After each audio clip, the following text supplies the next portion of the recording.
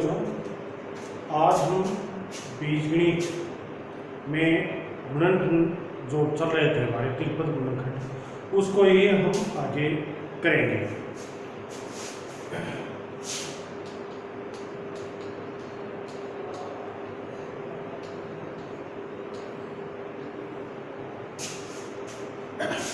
अब गुणनखंड होते हैं, उनको त्रिपद गुणनखंड को हल करते हैं।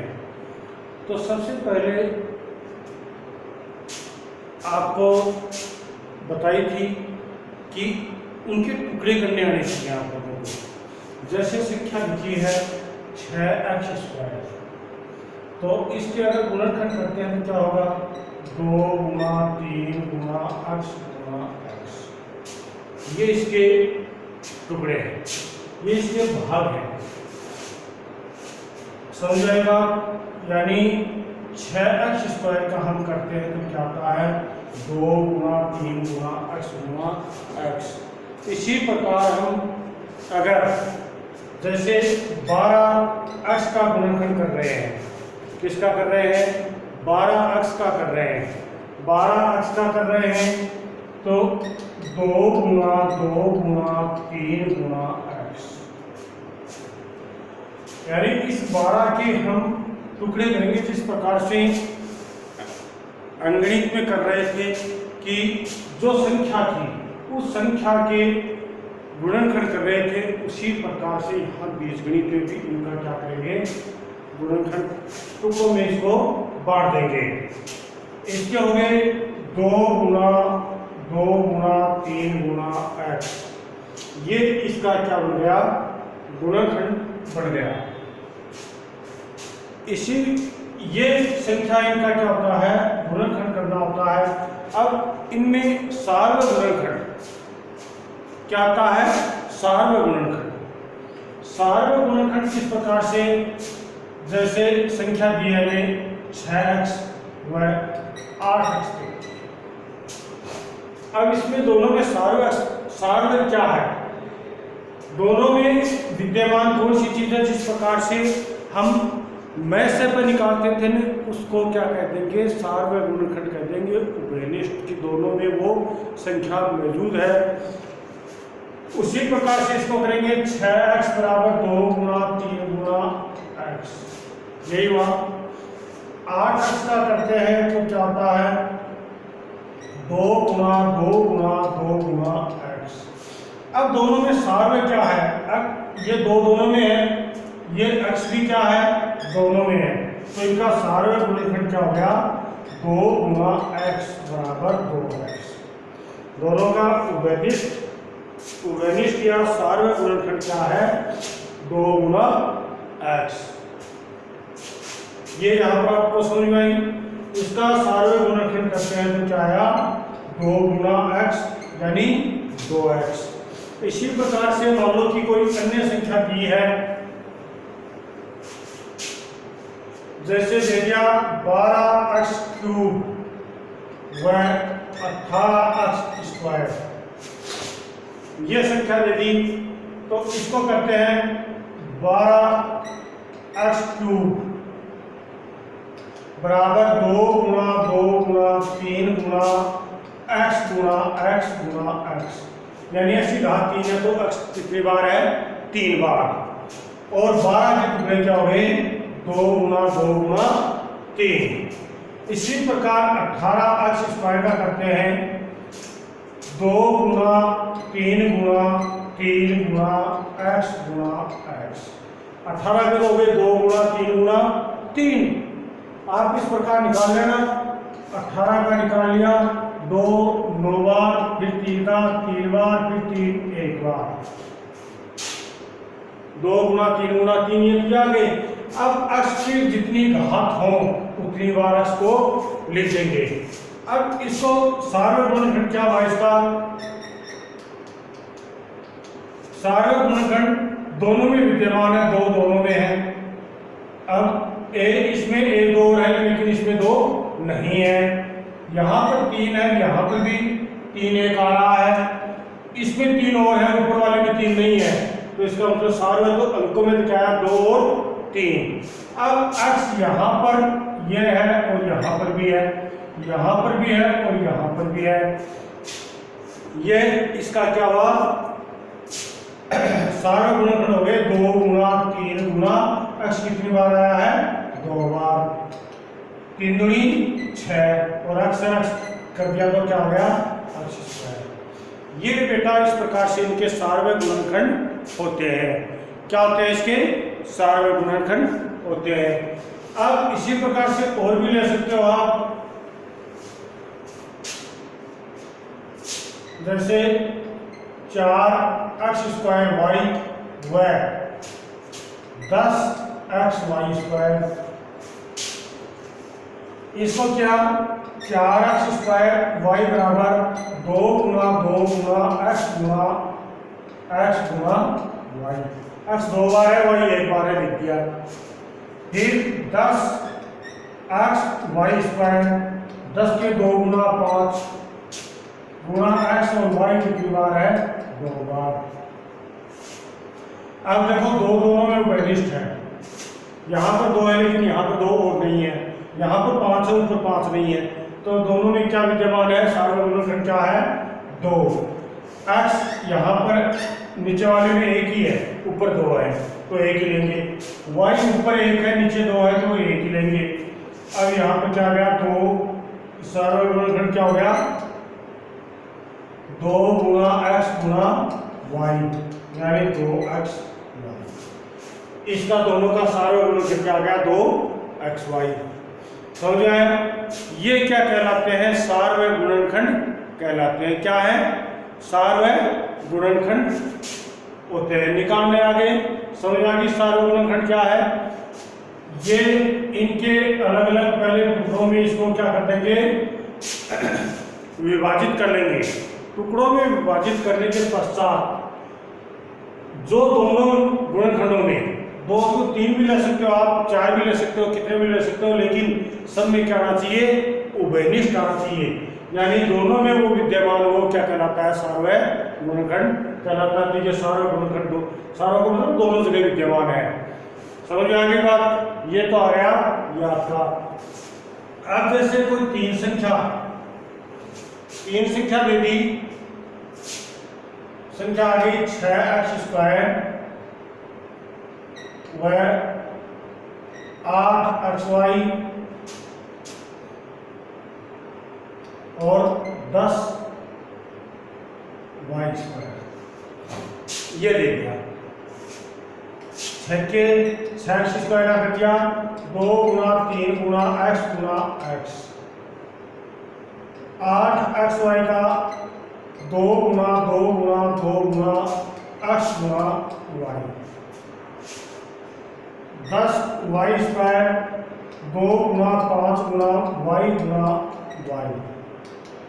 सारे गुणनखंड इसका क्या हो गया, देखो 2 सब में विद्यमान है, 3 इसमें है, यहाँ पर 3 नहीं है, इसमें भी नहीं है। तीनों में होना जरूरी है, ये नहीं कि 2 में हो तो काम चल जाएगा, नहीं, तीनों में होनी चाहिए वो संख्या। फिर 2 इसमें एक ज्यादा है, इनमें नहीं है, 5 इसमें है, इन दोनों में नहीं है, तो केवल क्या है 2। x देखो इसमें भी है, इसमें है, लेकिन इसमें नहीं है तो नहीं होगा। और y इन 2 में है, ऊपर वाले में नहीं है तो ये भी नहीं होगा। तो यहाँ पर सारा गुणनखंड क्या रहेगा, 2।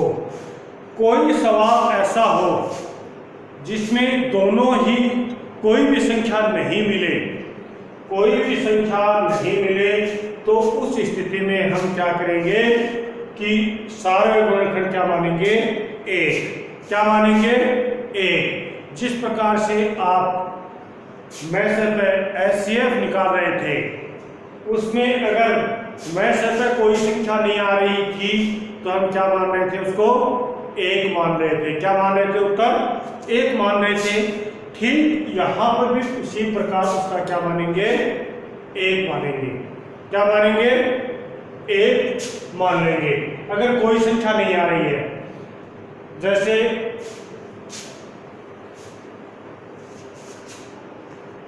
आ गया 5x और 6y²।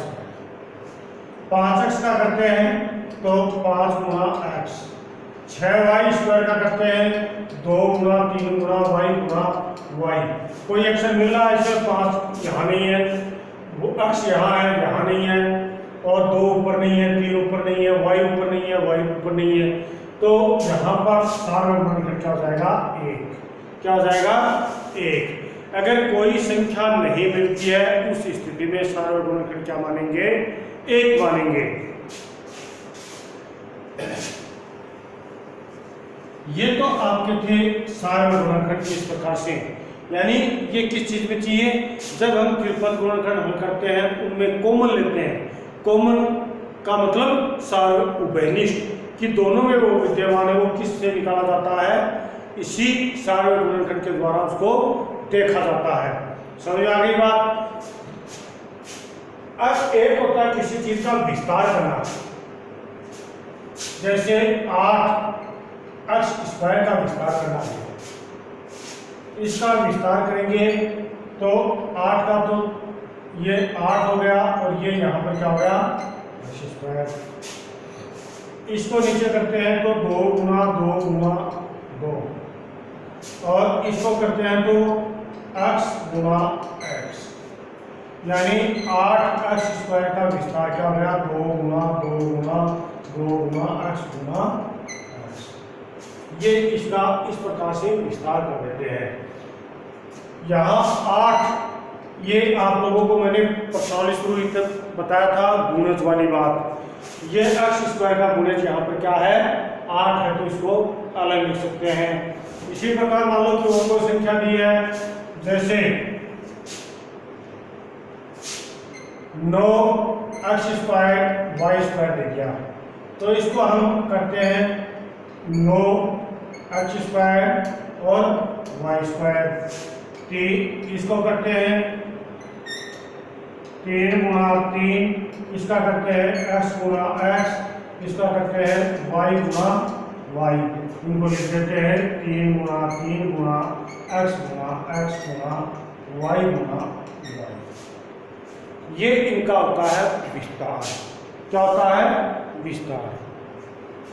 अब हम यहाँ पर त्रिपद गुणनखंड को करेंगे, जो इसके बारे में हमने चर्चा कर भी ली थी।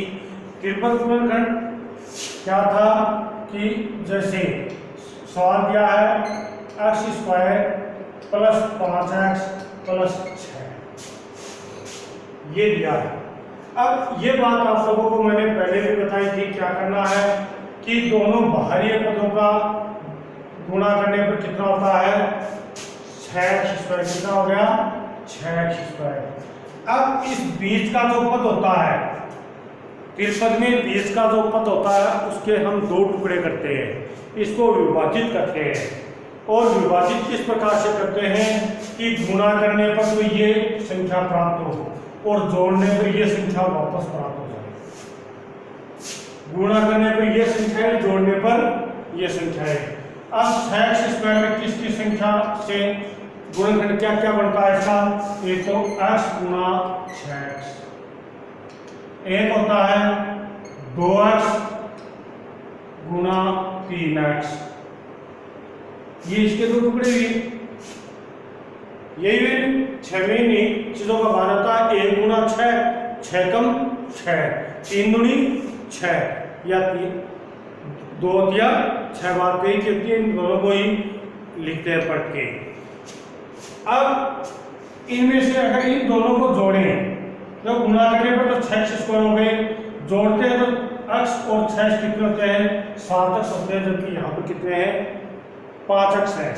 तो यहाँ 3 दूनी 6, गुणा करने पर तो ये 6x² हो गया, x को x से गुणा किया x² और 2 को 3 से गुणा किया 3 दूनी 6। जोड़ते हैं तो 2x और 3x कितने होते हैं 5x, दोनों को प्लस करते हैं तो कितने होते हैं 5x और गुणा करते हैं तो कितना हो जाता है ये 6x²। तो इसका गुणनखंड क्या हो गया x² plus 2x plus 3x plus 6। इन दोनों से इनको कॉमन ले लेते हैं, कॉमन यानी उभयनिष्ठ, जो पहले हम निकाल रहे थे ना मैं से वाली बात, वो चीज यहाँ पर आती है। इन दोनों का गुणनखंड करते हैं तो x गुना x ये तो हो गया एक्स स्क्वायर का, और 2x का 2 गुना एक्स। अब इन दोनों में उभयनिष्ठ कौन सी चीज आ रही थी? एक्स। यहाँ पर क्या ले लिया? एक्स। अब इससे देखो, इनको देख के लिख दो, इससे क्या बचा है? एक्स। प्लस का निशान नीचे प्लस, इससे क्या बचा था? 2, तो उस 2 को लिख दिया। फिर यहाँ प्लस का निशान है तो प्लस का निशान। अब इसी प्रकार इनको कर देते हैं 3x बराबर 3 गुना एक्स, और 6 का 2 गुना 3, दोनों में उभयनिष्ठ आ रहा है 3, तो यहाँ 3 लिख दिया। अब ऊपर वाले में क्या बचा है? x, नीचे वाले में क्या बचा है? प्लस का निशान, ये प्लस का माइनस का तो माइनस का 2। अब एक चीज याद रखनी है कि ये दोनों का समान आना चाहिए। जो कोष्ठक में है गुणनखंड है वो दोनों क्या आने चाहिए? समान आने चाहिए। अगर यहाँ पर हम समान नहीं आएंगे तो ये समझो कि आपका सवाल ऊपर से कोई गलती हो गई है, कहीं से गलत कर दिया, निशान भी सेम आएंगे। ये प्लस का, ये भी प्लस का, अगर ये माइनस का रहा, ये प्लस का रहा, तो आपने कहीं पर त्रुटि कर दी है। तो इस बात का आपको ख्याल रखना है। अब दोनों गुणनखंड जो कोष्ठक में उनको एज के लिख दो x प्लस 2, और जो बाहर बचे उन दोनों को एज के लिख दो x प्लस 3। ये इसके गुणनखंड हो गए। अब अगर आपको उत्तर जांच करनी है, उत्तर जांच करनी है कि आपका ये सही है या नहीं है, तो इसके लिए हम क्या करेंगे? इन दोनों को आपस में गुणा करके, गुणा आपको सिखाया था कि किस प्रकार से आपको गुणा करना है, गुणा करके और इनको आप उत्तर जांच कर सकते हैं। x प्लस 2 को गुणा करना है x प्लस 3 से।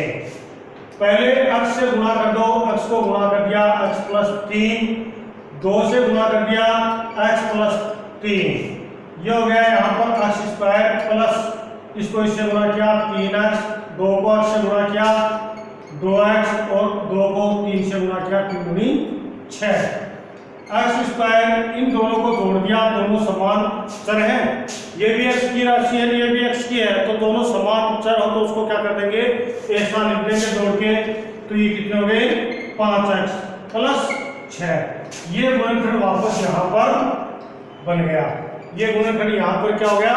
वापस आ गया। अगर ये सही आ रहा है तो आपने ये गुणनखंड सही किया है, और अगर ये आपका गलत आ रहा है तो आपने कहीं पर गलती की है या त्रुटि कर दी है। तो इस बात का आप लोगों को ध्यान रखना है। तो इसी प्रकार से आप अन्य गुणनखंड बना के करोगे और उनको हल करना है। जो असाइनमेंट में आपको ये गुणनखंड दे दिए जाएंगे कि किस प्रकार से इनको हल करके आप लिखोगे।